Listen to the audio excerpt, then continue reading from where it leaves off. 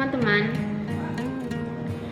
kita hidup di dunia di mana kebohongan sudah menjadi hal yang lumrah bagi setiap orang. Secara sadar atau tidak sadar, kita suka melakukan kebohongan. Tapi kita tidak mengakuinya, bahkan kita menutupi kebohongan tersebut dengan kebohongan-kebohongan lainnya. Teman-teman tahu nggak? Rata-rata setiap orang itu melakukan kebohongan 1 atau 2 kali per harinya menurut penelitian Hankook pada tahun 2021. Kalian nggak percaya? Yuk ikut aku untuk bahas selanjutnya. Oke, kali ini aku mau bahas ke teman-teman, kenapa sih secara psikologis itu orang-orang melakukan kebohongan atau berbohong. Jadi sebelum kita melanjutkan pembahasan, terlebih dahulu aku ingin bertanya nih kepada teman-teman, ingin ajuin pertanyaan. Jadi pertanyaan yang ingin aku ajuin ke teman-teman itu, yang pertama, apakah kalian pernah ngasih pujian ke orang lain, tetapi pujian tersebut tidak tulus gitu? Jadi kalian asal ngasih pujian aja, tapi bukan dalam hati setulusnya. Pernah kan? Nah, aku juga pernah sih. Kemudian pada pertanyaan yang kedua, pernahkah kalian mengatakan sesuatu kepada teman-teman kalian itu bahwa kalian itu baik-baik aja, padahal kalian itu sedang tidak baik-baik saja gitu. Contohnya misalkan teman kalian nanya gini, lu kenapa gitu, terus kita jawab nggak apa-apa kok, aman, santai. Nah, padahal sebenarnya itu kita sedang tidak baik-baik saja. Pasti pernah kan? Nah, aku juga mungkin juga pernah. Pertanyaan selanjutnya yang ingin aku ajuin ke teman-teman itu, teman-teman pernah nggak bilang ke orang lain, istilahnya kayak kolega, teman kerja atau teman kampus, kalau kalian itu lagi sibuk, padahal kalian itu memang lagi menghindari dari mereka gitu, seperti kayaknya kalian lagi menghindar dari kerumunan mereka teman-teman gitu, kalian memang lagi nggak mau kumpul aja gitu, tapi kalian bilang alasannya itu kalian lagi sibuk, padahal nggak sibuk. Pernah nggak? Nah, aku juga sering sih kayak gitu. Jadi sebenarnya dari pertanyaan yang aku ajuin ke teman-teman dan kebanyakan jawaban dari teman-teman itu adalah iya, berarti kita juga melakukan kebohongan dong. Pernah melakukan kebohongan atau sering melakukan kebohongan, atau mungkin sekarang juga lagi berbohong. Dan 3 pertanyaan itu sebenarnya adalah skenario umum yang memicu seseorang untuk berbohong, dan kita tidak tahu akan banyak lagi skenario lain yang sebagai alasan akan kita melakukan kebohongan besar lainnya. Dari hal-hal kebohongan yang kecil hingga kebohongan yang besar yang membuat orang yang kita cintai, yang kita sayangi, atau orang yang telah mempercayai kita, orang yang kita percayai, hilang rasa kepercayaan terhadap kita. Nah, kadang-kadang berbohong itu untuk bagaimana cara kita untuk melindungi diri sendiri atau melindungi orang yang kita sayang, orang yang kita cintai, agar terhindar dari bahaya. Dan mungkin juga untuk atau dilakukan atau tak terhindarkan, atau mungkin menghindari rasa malu. Walaupun alasan berbohong itu dilakukan oleh banyak hal, tetapi menurut Phil dalam penelitiannya pada tahun 2021 yang menyatakan bahwa yang pertama itu untuk menjaga perasaan orang lain. Ini tuh sering banget kita mengecewakan pasangan kita, mengecewakan orang tua, kerabat dekat, dan kita bahkan melindungi diri kita sendiri untuk membahagiakan orang lain. Itu adalah salah satu cara kita untuk bersosialisasi, menjadi kualitas sosial kita dengan mereka. Seperti kebohongan kecil untuk menjaga keharmonisan sebuah rumah tangga misalnya, atau keharmonisan relasi apapun. Kemudian yang kedua yaitu kita melakukan kebohongan untuk menjaga citra diri kita atau ego. Jadi aku tuh percaya banget ya kalau pasti setiap orang itu memiliki dorongan impuls yang cukup tinggi untuk melakukan hal-hal yang negatif, atau disebut dari teori Sigmund Freud. Freudian mengatakan bahwa itu merupakan bagian dari manusia, dan ada satu value yang kita yakini sebagai kebenaran, moral, hal-hal yang baik, atau biasa kita sebut sebagai super ego. Nah, di antara id dan super ego itu tadi ada sebuah ego mekanisme yang dimana setiap orang memiliki cara untuk melindungi dari hal-hal yang disebut itu tadi gitu. Tetapi mekanisme ego setiap orang itu berbeda-beda tergantung kematangan kepribadian seseorang itu. Nah, untuk melindungi dirinya, untuk melindungi ego mekanismenya tadi, citra diri, jadi mereka harus melakukan kebohongan, mereka harus berbuat bohong untuk melindungi citra diri mereka. Dan itu melakukan kebohongannya itu tadi untuk menyelamatkan dirinya. Kemudian yang ketiga, untuk melindungi diri dan kekuasaan. Nah, jadi ini tuh biasanya terjadi pada beberapa jabatan atau kekuasaan tertentu. Contohnya misalkan kita tidak pandai dalam pengambilan keputusan. Terus kemudian untuk menanggapi sebuah rencana yang kita katakan gagal, untuk menjaga citra diri kita sebagai leader, bos, senior, kita kayak berusaha melakukan sesuatu untuk menutupi kekurangan kita. Jadi kita menutupi kesalahan kita agar citra diri kita itu tidak turun di sebuah legasi tersebut.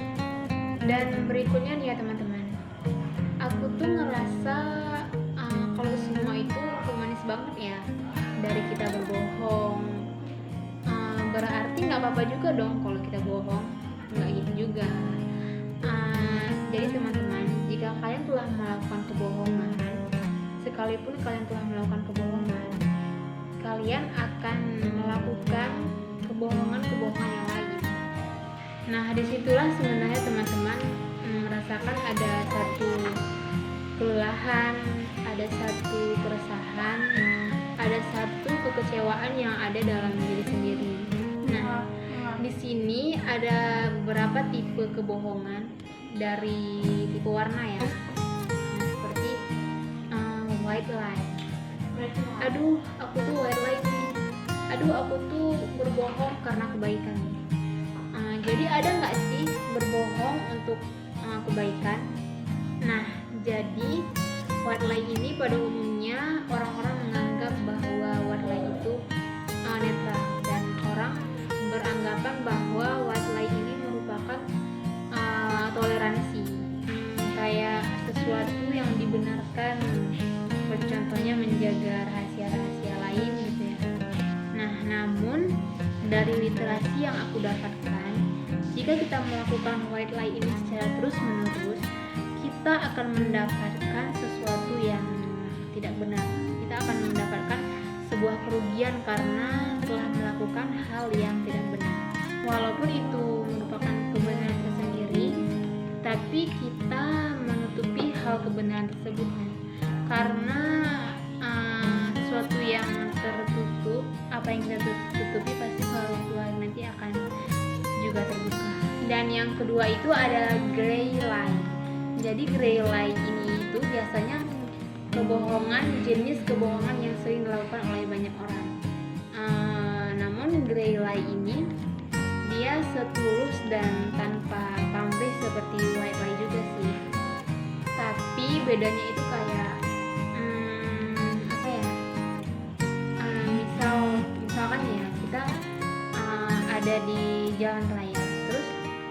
kita melewati polisi dan polisi tersebut menilang kita karena kita melakukan overspeed.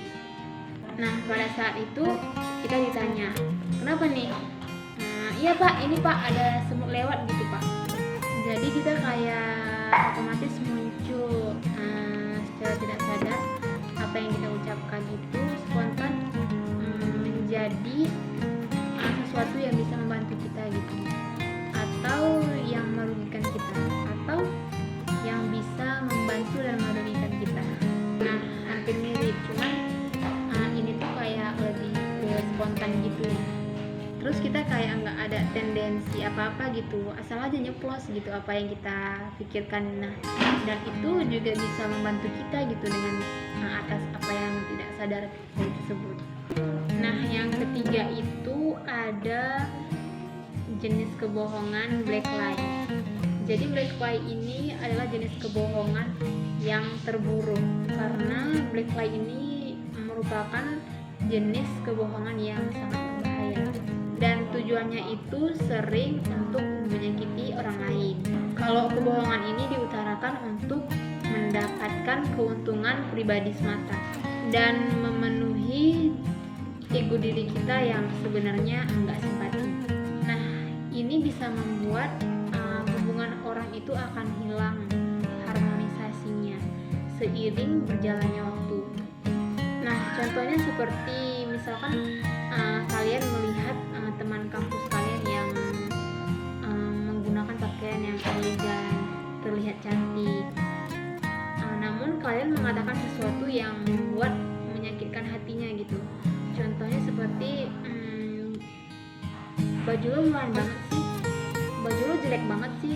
Nah gitu, itu yang membuat relasi orang satu sama lain akan nggak harmonis gitu, akan hilang gitu relasinya. Nah, itu disebutkan sebagai black lie karena nggak ada satupun orang yang mau dinyinyirin seperti itu. Kemudian yang terakhir itu ada red lie. Jadi red lie ini tidak seperti jenis kebohongan yang lainnya. Red lie merupakan jenis kebohongan di mana memang hanya untuk kepentingan dan keuntungan si pembohong itu. Nah, kenapa kebohongan ini dilakukan oleh si pembohong? Karena pembohong melakukan kebohongan itu dengan kesadaran yang penuh. Kebohongan ini juga tidak jarang untuk mendorong merugikan orang lain demi kepentingan dan keuntungan sendiri. Jadi itu kita nggak sadar, kita pikir ini keuntungan bagi kita, padahal kebohongan itu akan mendapatkan kerugian yang sangat besar bagi diri kita. Nah, contoh dari red lie ini sendiri seperti misalkan kita melakukan kesalahan selingkuh. Ketika kita melakukan selingkuh tersebut, kita nggak mau mengakui nih, padahal jelas-jelas buktinya udah dapat gitu dari SMS, dari WA, cuman kita kayak enggak, bukan aku gitu. Nah, itu salah satu contoh red lie yang terang-terangan gitu kan. Jika teman-teman melakukan kebohongan dari tipikal warna dan motif yang telah kita sampaikan tadi, teman-teman harus ingat lagi, mungkin nggak enak kalau kita tidak menyampaikan sesuatu yang sebenarnya, kita hanya memendam kebenaran tersebut. Pasti pahit kalau dengan cara kebohongan. Itu bukanlah hal yang perlu dilibatkan lagi. Ketika kita ingin melakukan sebuah kejujuran, maka kejujuran tersebut merupakan sebuah yang kebenaran, itu merupakan sebuah yang sangat bermakna. Walaupun dasar sifat manusia itu nggak ada di sana, cuman kalau kita ada berusaha, ya apa salahnya gitu kan. Jadi sekarang teman-teman, aku pengen ngajak kalian nih untuk ayo kita bisa terapi pada diri kita sendiri. Nah, coba pertama itu adalah spiritual. Pada spiritual ini aku yakin banget nih bahwa spiritual ini benar-benar bisa menjaga kita untuk tidak melakukan kebohongan. Kita bisa melakukan ibadah-ibadah atau kita bisa mencari referensi-referensi dari pegangan keyakinan kita. Kemudian pada terapi yang kedua, katakan sepahit apapun itu, yang penting kita telah melakukan sebuah kejujuran. Kemudian yang ketiga, yang terakhir, coba kalian tanyakan kepada diri kalian sendiri. Kalian merasakan, kalian coba bertanya pada diri sendiri itu bagaimana jika kamu yang berada di posisi yang kamu bohongi. Nah, apa yang kamu rasakan? Nah, dari 3 terapi tadi yang telah aku sebutkan, kalian mungkin bisa menerapkan di setiap sehari-hari kalian, mungkin supaya kita bisa menghindari dari sebuah kebohongan, walaupun kebohongan tersebut merupakan hal-hal yang kecil. Mungkin sekian pembahasan sharing-sharing dari saya kali ini. Kita bisa jumpa di lain